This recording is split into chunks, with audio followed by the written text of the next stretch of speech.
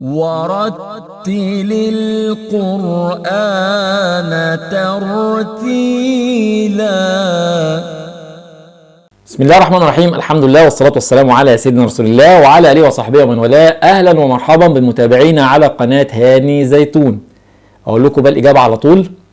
الفيديو اللي فات كان المقامين هما الأول مقام العجم والثاني كان مقام السيكا.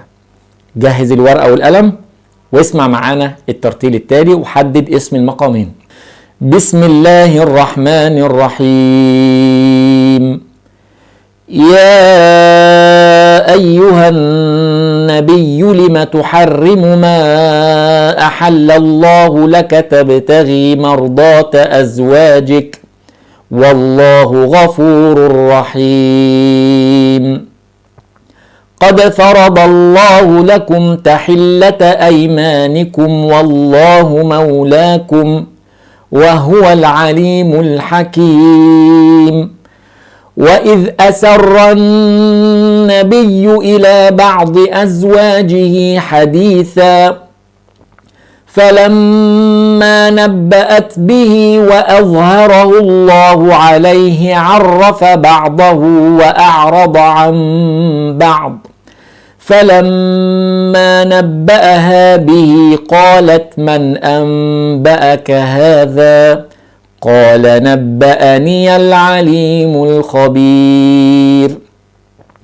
إن تتوبا إلى الله فقد صغت قلوبكما وإن تظاهرا عليه فإن الله هو مولاه وجبريل وصالح المؤمنين والملائكة بعد ذلك ظهير. صدق الله العظيم. عرفت تحدد كويس؟ في حاجة احترت منك؟ طيب عشان تعرف الإجابة إن شاء الله انتظرنا في الفيديو التالي.